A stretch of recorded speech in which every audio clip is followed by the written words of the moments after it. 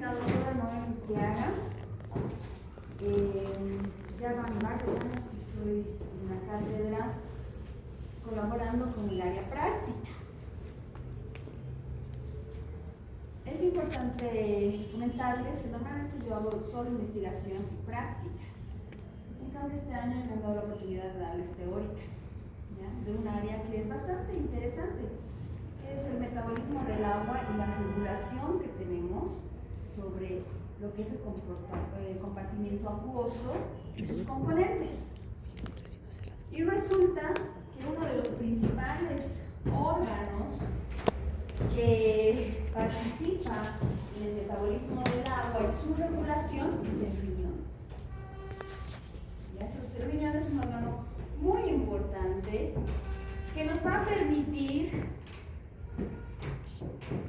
cumplir ciertas funciones fundamentales de homeostasis.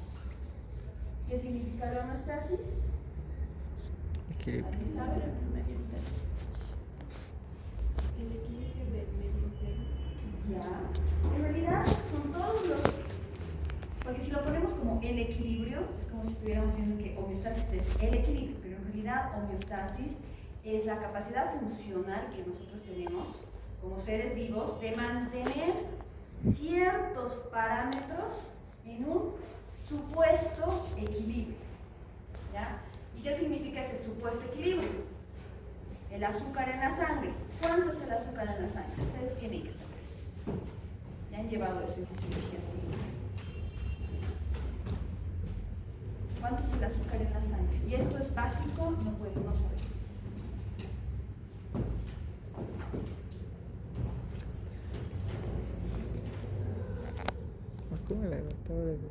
De 70 a 100 miligramos por decilitro. Y si le pongo más o menos el promedio más constante o la mediana más común, 90. ¿No? En el Guyton ustedes van a encontrar que es 90 miligramos por decilitro. Pero todos estos valores no se mantienen estáticos. Es decir, no es 90 todo el tiempo. Si yo como poco, ¿cuánto va a ser? Si yo no como, estoy en ayuno. ¿Será 90? No, puede ser menos. Si yo como demasiado, puede aumentar. Puede pasar el 100, ¿verdad? Entonces en ayunas, menos de... Listo. Entonces, esa es la homeostasis y resulta que el riñón se encarga de mantener ciertos valores dentro de los parámetros, entre comillas, normales, equilibrados, ¿ya? Entonces, vamos a recordar un poquito de la anatomía microscópica del riñón, cuya unidad funcional es la nefrona. La nefrona está compuesta por, acá ponga la bomba, el túbulo proximal, el asa de Henle, el túbulo distal y el túbulo colector. Todas las nefronas tienen un segmentito de túbulo colector y todo un sistema de túbulos asociados a una cápsula. Ustedes ya han visto la función de la cápsula de bomba. Asociado al el glomérulo renal. ¿No? ¿Cuál es la función principal del glomérulo renal? ¿La? Filtración. Filtración. Muy bien. ¿Y qué significa filtración? ¿Quién conoce filtros? Y no los filtros de las redes sociales. ¿Qué es un filtro para ustedes? Es una estructura que nos tiene poritos que deja pasar generalmente aguas y moléculas más que son así mayor ¿No sería seleccionado? no nos permite pasar. Ya. Fíjense, es una, más que una estructura, ¿no? Es la forma en la que pasan ciertos componentes a través del filtro, ¿no? Por ejemplo, el filtro de café. ¿Alguna vez han visto? ¿Alguna vez han filtrado café? ¿Verdad? ¿Qué es lo que pasa? La esencia, ¿no? El sabor. No pasan los granos, ¿no? O en este caso la molienda del café. Entonces, deja pasar ciertas cosas.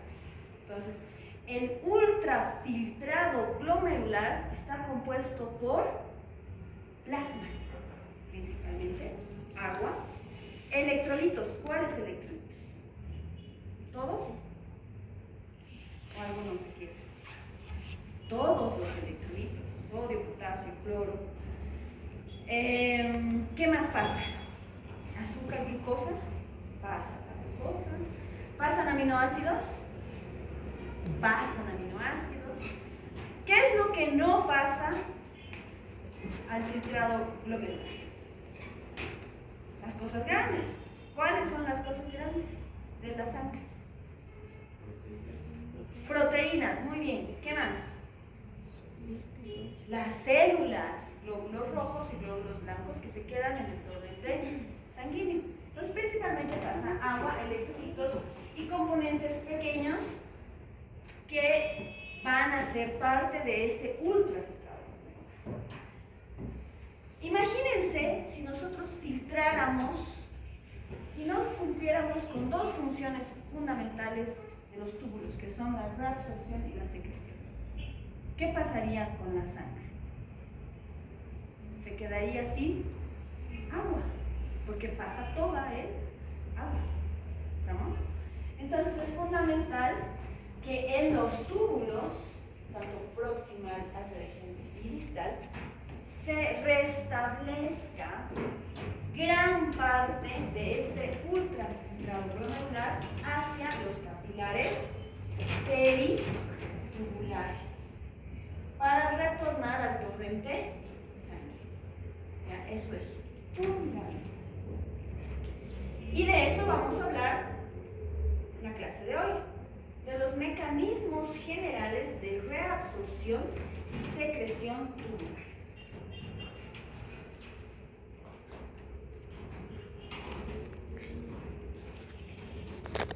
Entonces, fíjense, la filtración de cada una de las sustancias que nosotros encontramos en el ultrafiltrado glomerular va a estar en función de la filtración, es decir, la diferencia de presiones que se produce. Ustedes saben que es un mecanismo netamente pasivo de paso de las sustancias. Sin embargo, este paso de las sustancias va a depender mucho de la concentración plasmática. Por lo tanto, la filtración es igual a la filtración glomerular por la concentración plasmática. ¿Ya? En ese sentido, la glucosa se filtra en gramos por día, fíjense, gramos por día, 180 gramos, se reabsorben los 180 gramos, por lo tanto la cantidad excretada es de 0.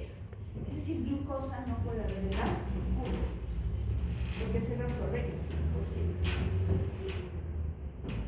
Sin embargo, el bicarbonato, el sodio, el cloro, el potasio, principalmente el sodio y cloro, se van a reabsorber por encima del 99%. ¿Ya? Es decir, que se reabsorbe menos del 1% en estos tres electrolitos. Fíjense el potasio. El potasio se reabsorbe solo el 87.8%, y ya vamos a ver por qué. La urea, fíjense, la urea se reabsorbe solo el 50%, y la creatinina, ¿no?, de la cantidad filtrada es 1.8, pues no se reabsorbe y se elimina la cantidad que está en el plasma, 1.8. Entonces hay un 100% de excreción de la creatinina. Por eso es que la creatinina nos da una idea del filtrado glomerular, porque ¿quién es el único que va a controlar la salida de creatinina? El glomérulo. ¿Se dan cuenta? Si se daña el glomérulo por alguna razón y deja de funcionar la filtración, que puede ser por una baja presión, recuerden que es diferencia de presiones, si tenemos una baja presión arterial, el filtrado glomerular se va a ver alterado, por lo tanto la creatinina no va a ser excretada. Eso es vital. Entonces, la creatinina es un marcador del filtrado glomerular, porque no se reabsorbe en lo absoluto. Entonces, la cantidad que se filtra es la cantidad que se excreta.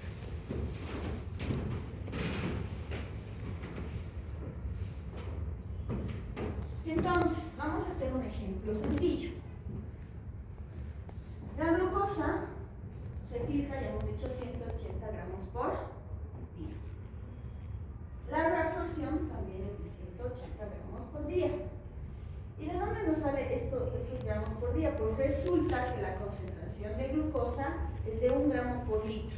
¿Y de dónde viene este gramo por litro? Viene de la concentración que tenemos en el líquido extracelular, glucosa 90 miligramos por decilitro. Si nosotros convertimos 90 miligramos por decilitro, nos va a dar 0.9 gramos por litro. De ahí que nos viene este 1, ¿ya? Por lo tanto, si el agua que nosotros filtramos todos los días en 24 horas son 180 litros, fíjense cuánto es 180 litros, imagínense la magnitud, ¿no? 1 litro es más o menos esto, 100 litros, ¿no? 180 litros. Todo eso de agua está pasando por los riñones. Y asociado a eso está pasando el azúcar. ¿Cuánto reabsorbemos del agua? 99%. Por lo tanto, excretamos 1.8 litros de agua por día. En el caso del azúcar, reabsorbemos los 180 gramos. Por lo tanto, el azúcar en la orina es 0. Este mismo ejercicio lo podemos hacer con cada uno de los electrolitos para conocer, ¿no?, la cantidad que se va a filtrar, la cantidad que se va a reabsorber y por ende la cantidad que se va a eliminar en la orina. Ahora, ¿qué pasa si la reabsorción tubular disminuye? Es decir, se daña todo este sistema que vamos a ver estos días de reabsorción. Por alguna razón falla la reabsorción y solo reabsorbemos el 10%. O disminuimos en un 10% esta reabsorción. Entonces, si tenemos más o menos 178.5 litros al día y lo disminuimos a 160.7, el volumen va a aumentar de 1.5 a 19 litros.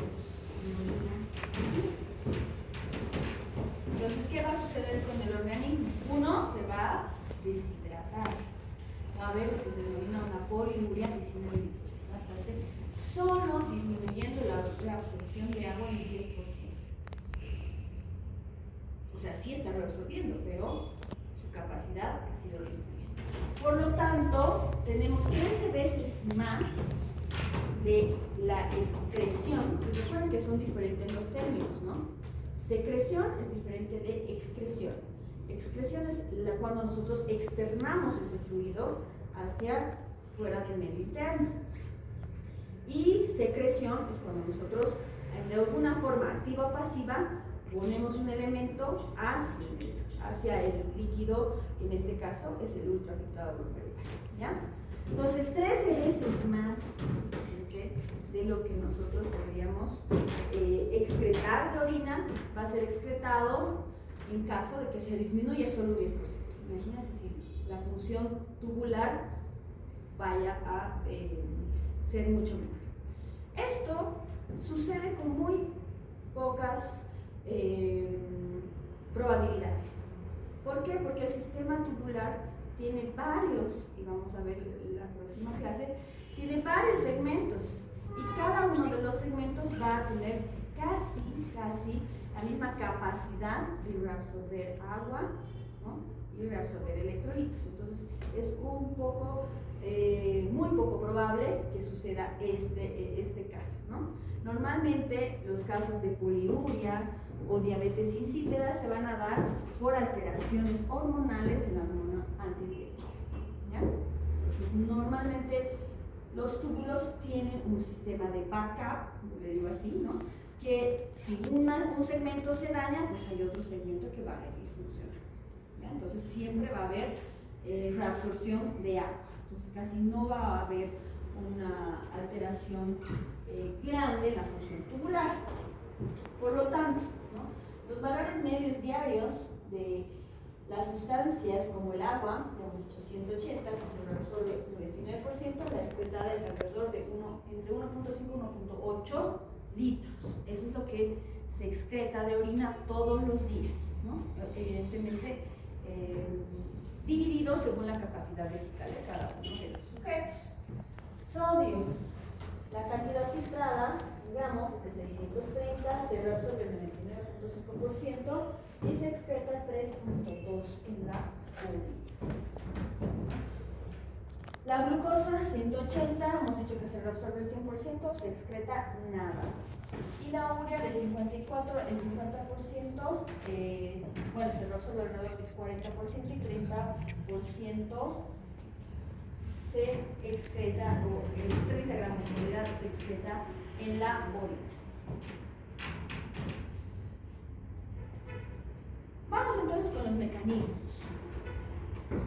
Los mecanismos celulares de transporte de sustancias se clasifican en dos: transporte pasivo y transporte activo. Ustedes esto ya lo han visto en fisiología celular. El transporte pasivo no gasta energía, no hay consumo de ATP y se produce principalmente por un mecanismo de diferencia, sea de presión, diferencia electroquímica o diferencia de concentración de solutos, ¿verdad? Entonces, al mecanismo por el cual nosotros movemos agua de un compartimento al otro en función de la concentración se denomina ósmosis, cuando se mueve el agua. Y el mecanismo que nosotros utilizamos cuando movemos de un compartimento al otro solutos en función de la concentración se denomina difusión. Entonces, el agua se va a reabsorber en su gran mayoría por ósmosis, porque es lo que mueve el agua. Por lo tanto, debemos asegurar que primero se muevan los solutos. Y ahí entra la difusión. ¿Ya? Entonces, fíjense, esta es nuestra célula epitelial de los túbulos de los túbulos renales. Tienes un borde basal, un borde apical, ¿no?, que es en cepillo, y unos paracelulares, ¿no?, o parabasales, este borde que está entre célula y célula. Acuérdense que tienen unas uniones a nivel principalmente apical y dejan como un espacio, ¿no?, en la parte más basal, por decirlo así, de las caras vasolaterales. Resulta que nosotros, para reabsorber, tenemos una vía, que es la vía paracelular, donde nosotros vamos a reabsorber o va a ingresar especialmente agua y solutos por esta vía, es decir, no ingresan a la célula, sino que entre célula y célula va a haber el paso de sustancias. Esa es la vía paracelular. Y luego tenemos la vía transcelular, donde va a haber un ingreso, sea del agua o del soluto, hacia dentro de la célula, que es la célula epitelial renal, y va a pasar luego al torrente sanguíneo. Entonces va a haber dos pasos aquí, un paso hacia la célula y un paso hacia la célula. Esta es la luz del tubo. Ahora, el agua, hemos dicho que se va a reabsorber principalmente por ósmosis, pero para que se produzca la ósmosis, ¿qué es lo que tiene que haber dentro de la célula? Mayor cantidad de solutos, ¿no?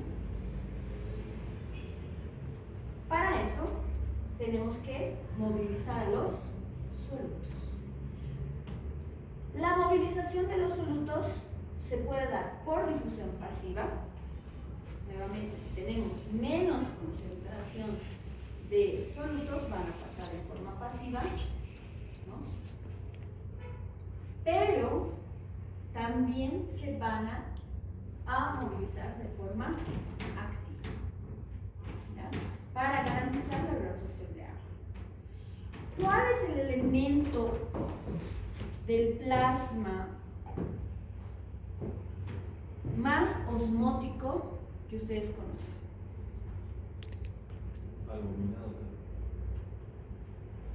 La albúmina es un componente que genera una presión coloidosmótica y además de que no se filtra. ¿Cuál es el elemento que podemos filtrar, que podemos encontrar, que sea osmóticamente activo, el más osmóticamente activo? Muy bien, el sodio. Entonces ustedes ponen un poquito de sal, una gotita de sal y al lado una gotita de agua. El agua va a ser transportada a través de una membrana para poder llegar a la mayor concentración de sodio. Por lo tanto, el sodio las concentraciones de sodio van a ser cruciales para la reabsorción de agua. ¿Ya? Y el sodio puede ser transportado de forma activa a través de una bomba. ¿Cuál creen que es esa bomba? La bomba de sodio potasio ATP. ¿Ya? Entonces, fíjense, aquí tenemos una diferencia de voltaje. A nivel de la luz tubular tenemos menos 3 milivoltios dentro de la célula epitelial, menos 70 voltios, y eso gracias a qué? Gracias a la bomba de sodio ATPase. Vamos a tener a esta bomba de sodio potasio ATPase principalmente localizada en dos lugares, en la membrana basal y en la membrana paraciliar, ¿no? Entonces, ¿qué es lo que hace la bomba de sodio potasio? Va a sacar hacia la sangre 3 sodios y va a ingresar 2 potasios. Con eso va a generar que se produzca un cotransporte con el cloro de sodio y por ende la salida de potasio. Entonces estamos generando a este nivel un valor de menos 70 milivoltios como potencial dentro de las células epiteliales tubulares. Fíjense lo que les decía, normalmente en el borde paracelular tenemos una unión estrecha que está a nivel apical, ¿no? Y luego tenemos este espacio. Este espacio es el que nos permite hacer el movimiento de sodio de dentro de la célula hacia por ende vamos a generar, ¿no?, un arrastre de sodio hacia la sangre, aumentando la concentración de sodio en la sangre. Si aumentamos la concentración de sodio en la sangre, ¿qué va a pasar con el agua? Por osmosis va a ir hacia la sangre. Y estamos produciendo uno de los principales mecanismos de homeostasis del agua. Estamos retornando el 99% del agua hacia la sangre. Por lo tanto, la forma en la que se transportan los solutos nos van a... ¿no? Ese tipo de transporte se denomina transporte activo primario. Estamos moviendo un soluto utilizando la bomba de sodio ATPase. ¿Cuántos ya hemos dicho? Transporta 3 sodios y devuelve 2 potasios.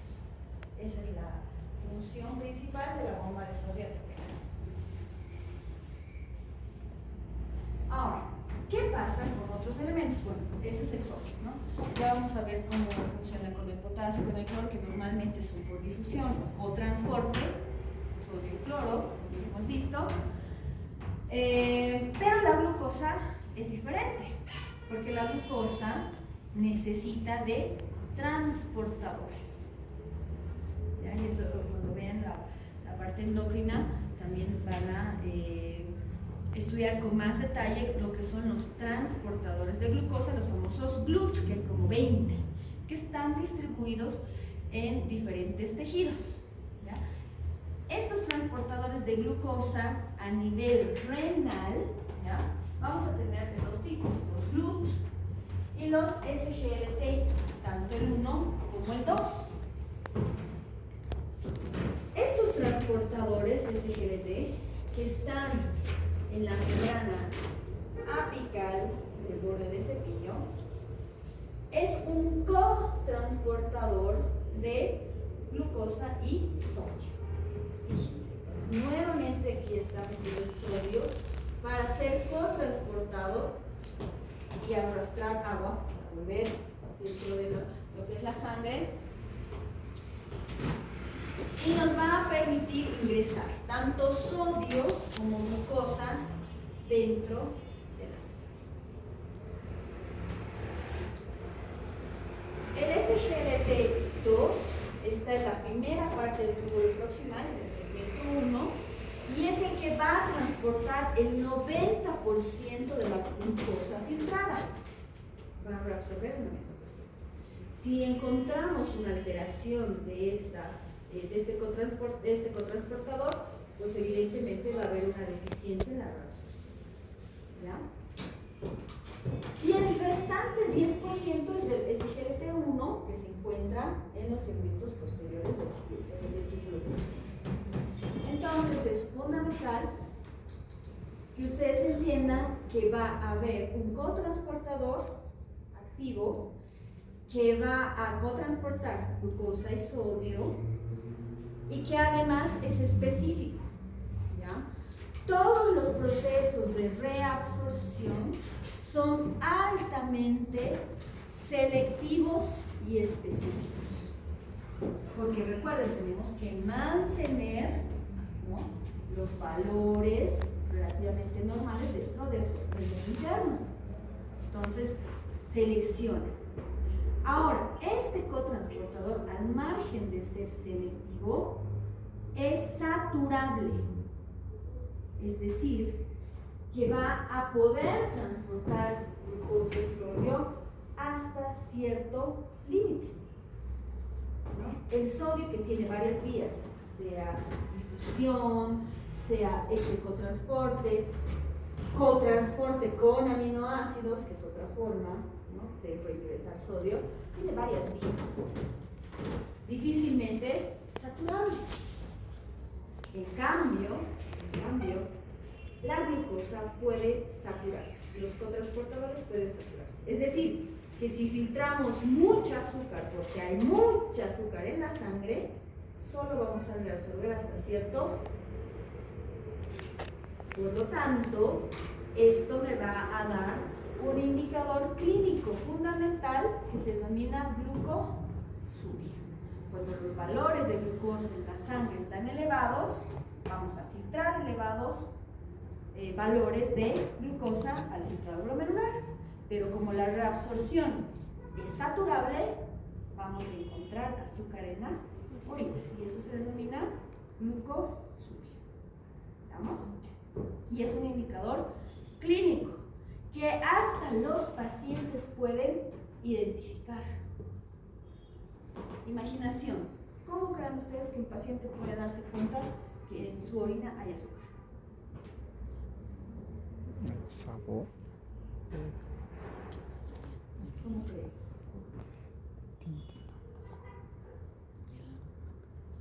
Casos de la vida real. ¿Puede ser el olor? El olor, un olor dulce. Muy bien, ¿no? Huele dulce. ¿Qué más? A ver, los varones, principalmente los varones reportan esto.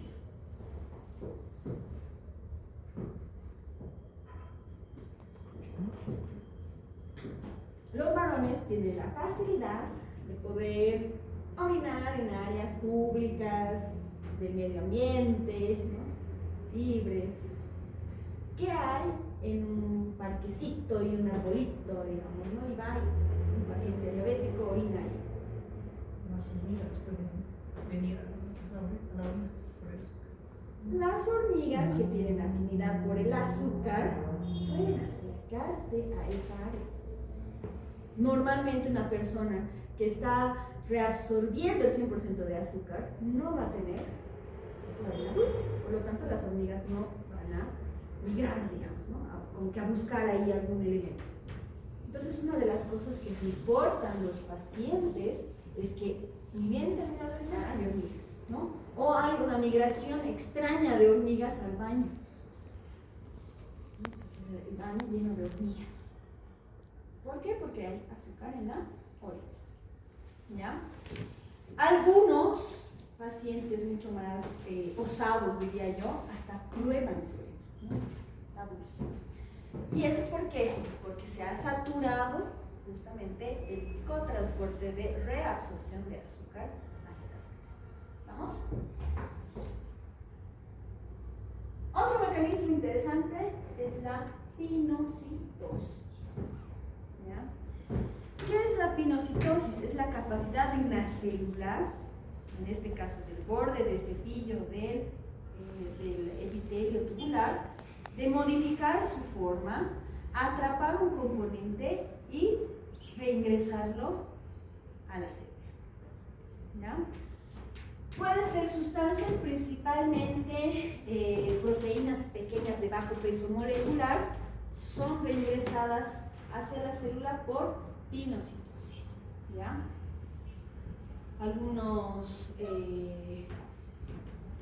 Algunas sustancias también, como los aminoácidos, pueden ser reingresadas por pinocitosis.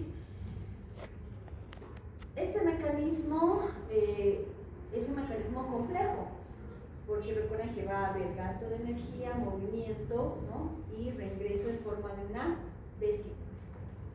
Ahora, evidentemente, ¿qué va a suceder con este elemento? No lo vamos a volver al plasma sanguíneo por el citosis, ¿no? Que va a ser parte del metabolismo de las células epiteliales.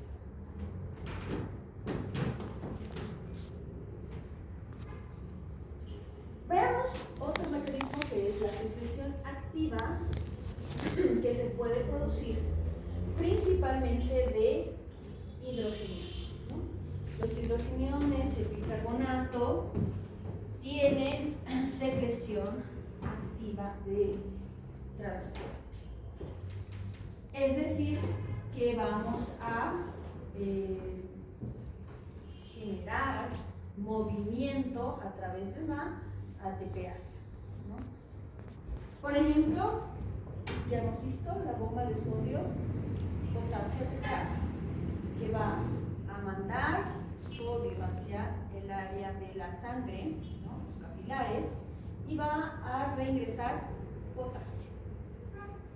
¿Para qué? Para que luego en el cotransportador de sodio hidrogeniones me permita el intercambio de sodio con hidrogeniones. Entonces los hidrogeniones se secretan activamente en los túbulos para generar, ¿no? Lo que es el equilibrio ácido-base. ¿Ya? Entonces eso también lo vamos a ver conmigo la próxima semana, para que comprendan de que dependiendo del pH se va a activar esta bomba en realidad este cotransportador de sodio hidrogeniones. Y lo mismo va a pasar con el bicarbonato, ¿no? El bicarbonato, dependiendo del pH que vayamos a encontrar dentro del torrente sanguíneo, pues va a eliminar o principalmente eliminar, secretar bicarbonato. ¿Ya?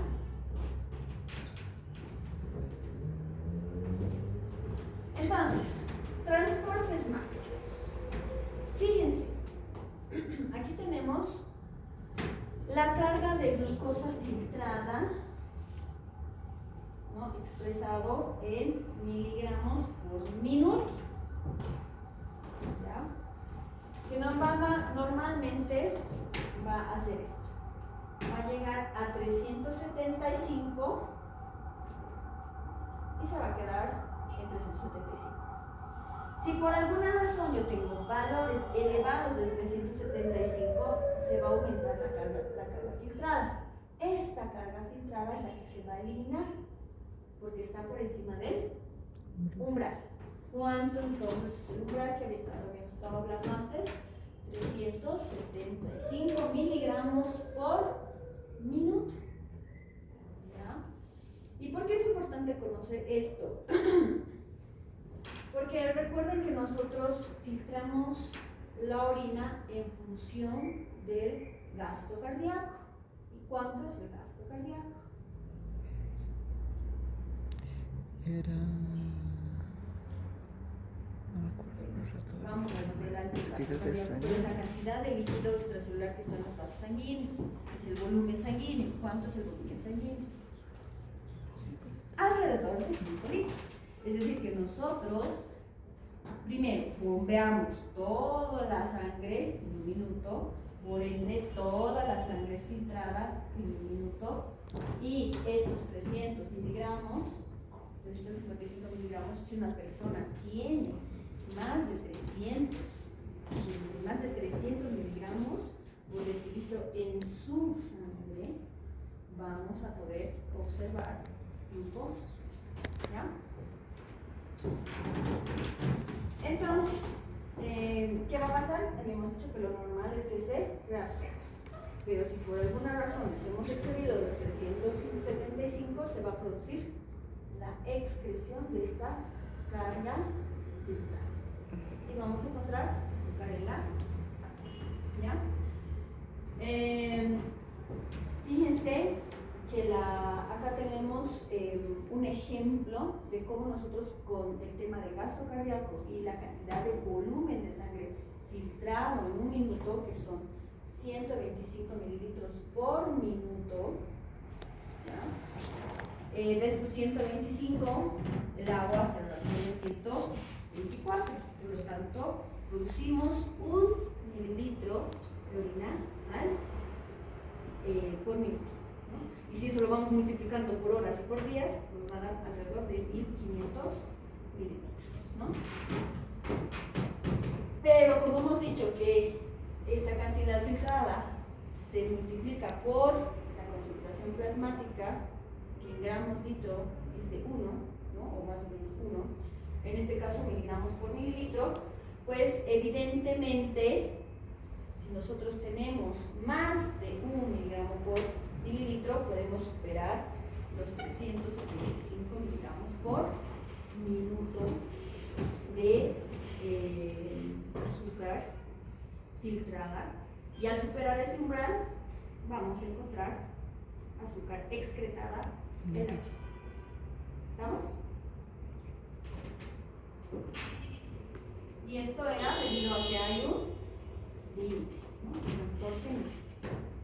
Fíjense, aquí les presento los transportes máximos de cada una de las sustancias.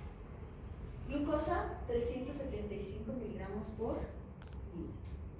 Fosfatos, 0.1 milimoles por minuto.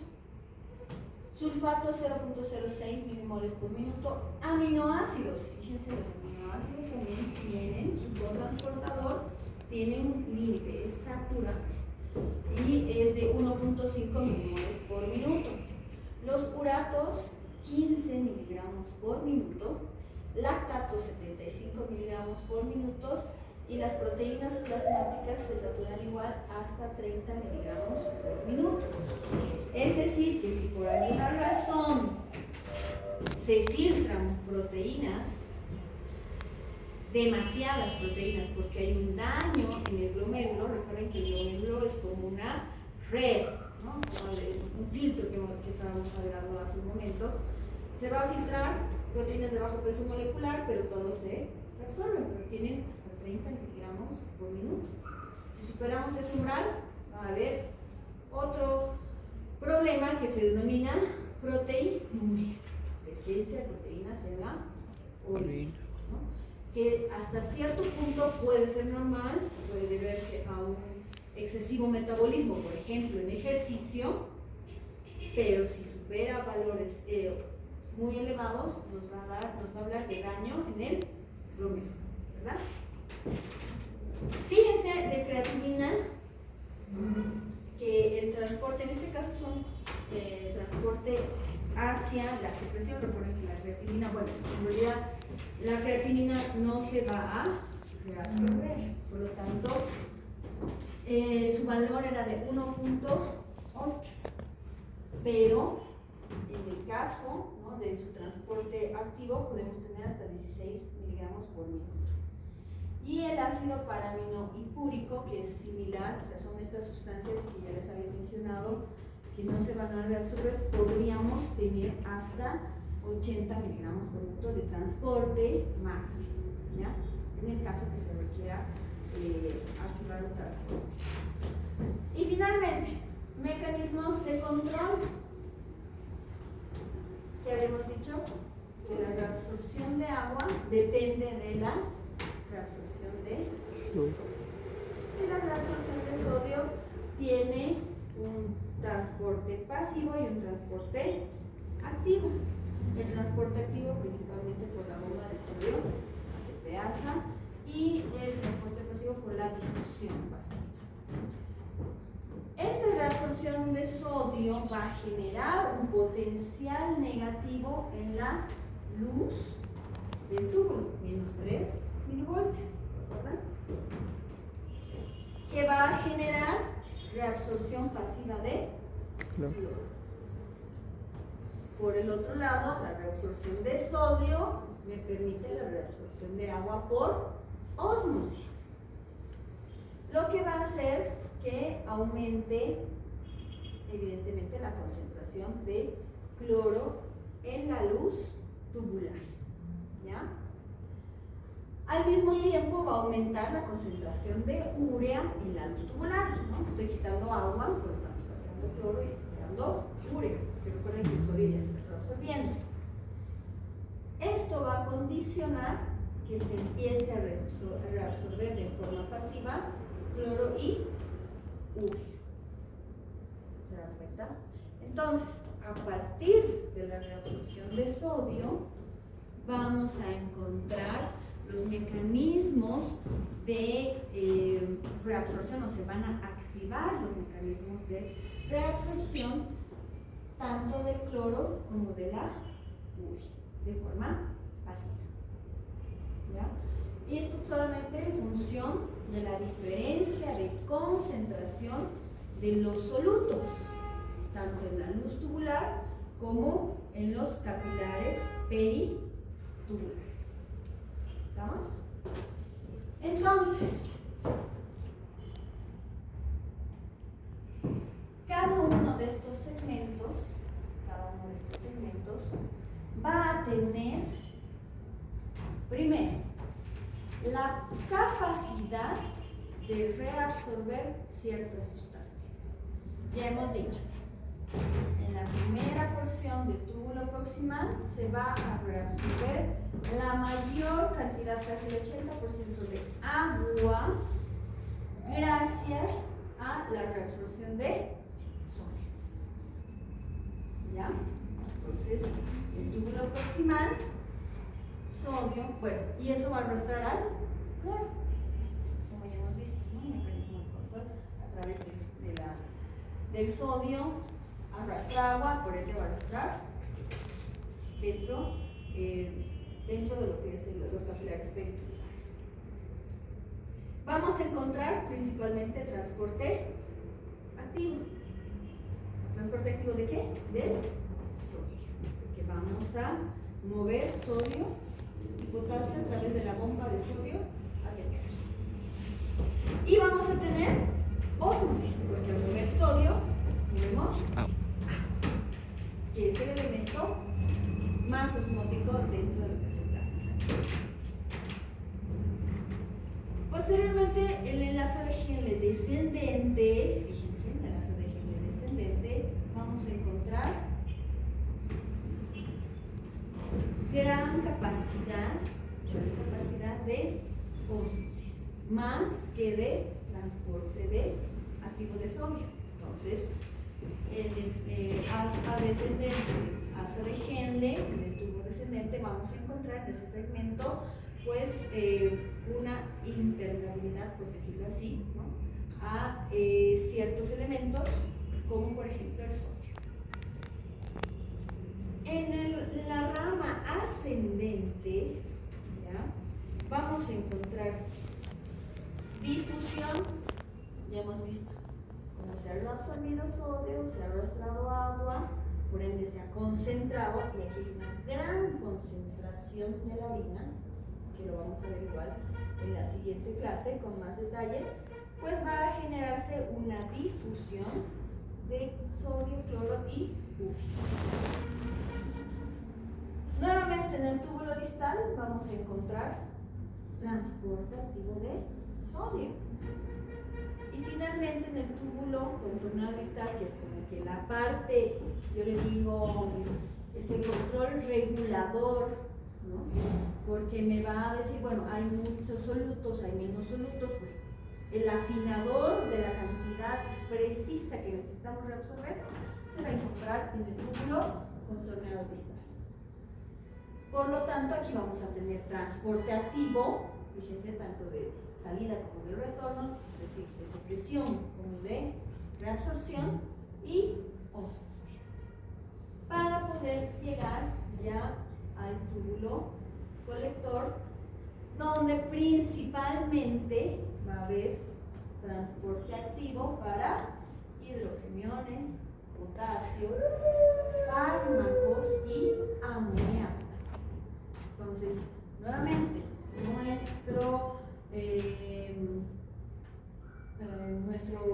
nuestra nefrona, que está compuesta por dos elementos, tiene la función de mantener ciertos valores dentro de lo normal, pero también de eliminar sustancias externas.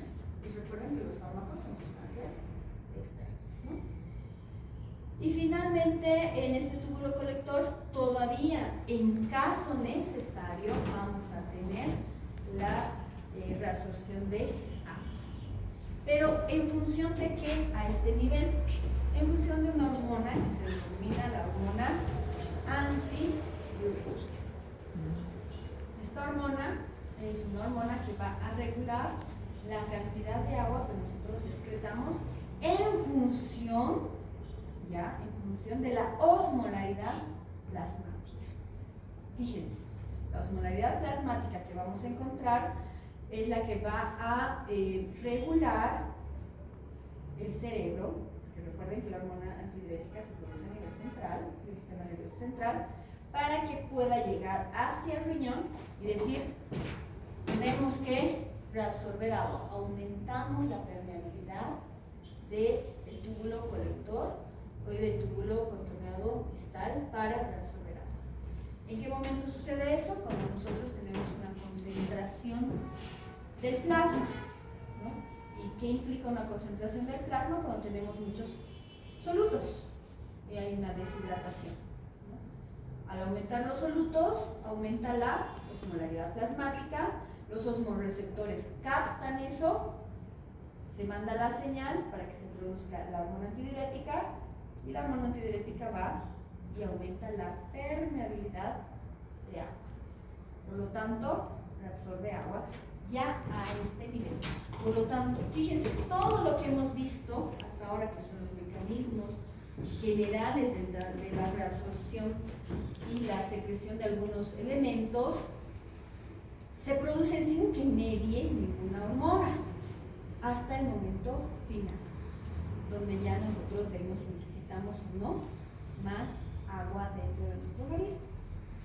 Y eso va a ser regulado por la hormona. Evidentemente vamos a tener otros sistemas como el sistema renina-angiotensina-aldosterona, también lo vamos a revisar, que va a tener ciertos receptores en estos mismos túbulos y que nos va a permitir pues, controlar la presión arterial, ¿no?, a través de la vasopresina y demás, y que lo vamos a ver con más detalle en la siguiente clase. Creo que ya estamos a 4 minutos para dudas y preguntas acerca del tema.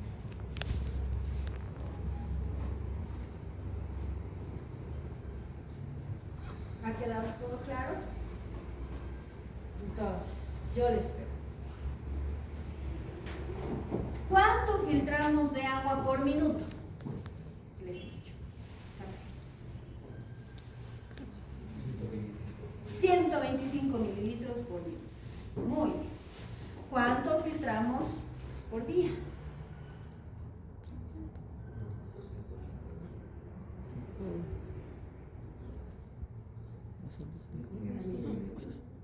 Filtramos de agua. Ahorita estamos en la filtración. 100 hasta 180 litros. Recuerden que les había dicho que es en un día. Imagínense, 125 mililitros por minuto. Si lo multiplicamos por 60 minutos, son 600. 600. Si lo multiplicamos por 24 horas, ¿se da cuenta? Entonces podemos nosotros ir jugando con esos valores. ¿Cuánto desagüe se reabsorbe? El 99%. Recuerden, no reabsorbemos 100% de agua, porque si no, ¿cómo moriríamos nosotros no de agua? ¿Verdad? Necesitamos agua en la vida. Entonces reabsorbemos el 99%, es decir, 124. Por lo tanto, producimos 1 mililitro de orina por minuto. ¿Ya? Ahora, como hemos reabsorbido esa cantidad, los solutos van a ayudar, ¿no? ¿Cuál es el principal soluto? El sodio, que casi nos va a regular toda la demás cascada de reabsorción de solutos, donde va a estar el cloro, la urea y también metido el potasio, recuerden, ¿no? El potasio. Otra pregunta. ¿Cuáles son los transportadores de glucosa que están presentes en la membrana apical de las células o del epitelio tubular? SGLT. Muy bien, SGLT 1 y 2. ¿Cuál reabsorbe la mayor cantidad de azúcar? El 2, que está en el segmento 1. El 90% va a ser reabsorbido. Y en los siguientes segmentos está el SGLT1, que también ayuda, ¿no? Pero en solo un 10%. Para garantizar que el 100% de reabsorción de la glucosa. ¿Cuál elemento no se reabsorbe? Muy bien, la creatinina. Por lo tanto, la creatinina es un marcador funcional del glomérulo, porque solo puede evaluar la filtración glomerular, ¿verdad? Muy bien. Y la última pregunta ya para irnos. ¿Cuánto es el transporte máximo de glucosa? 375, ¿qué? Miligramos por minuto. Entonces, si nosotros en algún momento superamos estos valores, no va a ser reabsorbido ese excedente y vamos a encontrar azúcar en la orina y eso se denomina glucosa. Listo. Muchas gracias por su atención. Nos vemos el día lunes con la segunda parte que viene a ser la reabsorción y secreción por segmentos. O sea, vamos a ir pedacito por pedacito todo el sistema tubular. ¿Listo? Doctora, una consulta respecto a la creatinina como marcador. La cistatina, el doctor nos decía ayer que era el mejor marcador. Claro, pero el detalle de la cistatina, ¿cuál es?